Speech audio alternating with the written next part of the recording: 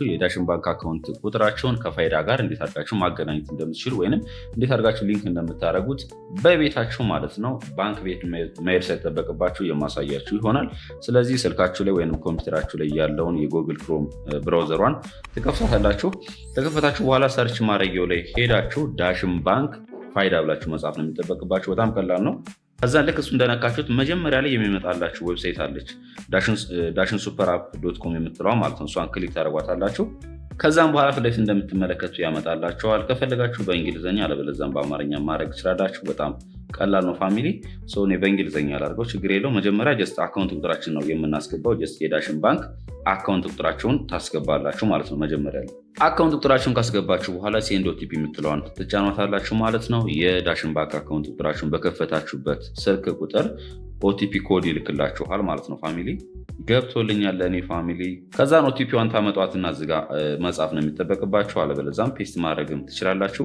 ከዛ ከጻፋችሁ በኋላ ቬሪፋይ አካውንት የምትለዋን ትጫኗታላችሁ ማለት ነው።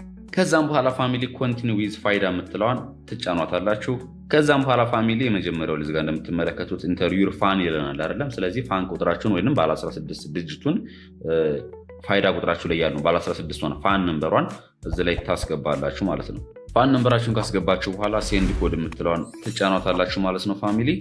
ከዛን በኋላ ጀስት ፋይዳ ቁጥራችሁን በከፈታችሁበት ስልክ ቁጥር ኦቲፒ ኮድ ይልክላችኋል ማለት ነው። ለእኔ አምጥቶልኛል ፋሚሊ። የፋይዳ ኦቲፒያችሁን ካስገባችሁ በኋላ ቬሪፋይ የምትለዋን ትጫኗታላችሁ ማለት ነው። ከዛም በኋላ እዚጋ እንደምትመለከቱት በርዝ ዴት፣ አድሬስ፣ ጀንደር፣ ናሽናሊቲ ምናምን ይለናል። ማድረግ የሚጠበቅባችሁ እናንተ ምንድነው አሎ የምትለዋን ትጫኗታላችሁ ማለት ነው ፋሚሊ። ከዛም በኋላ የእናንተ ፋይዳ መሆኑን ቸክ ታደርጋላችሁ።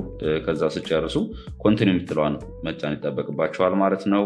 ቤተሰብ እንደምትመለከቱት በሳካ ሁኔታ ተካሂዷል ይልናል ማለት ነው። ይህም ማለት የዳሽን ባንክ አካውንት ቁጥራችንን ከፋይዳ ቁጥራችን ጋር ሊንክ አድርገናል ባንክ ቤት መሄድ ሳይጠበቅብን ማለት ነው። በጣም ቀላል ነው ፋሚሊ። ያልገባችሁ ነገር ካለ ኮሜንት ላይ አስቀምጡልኝ።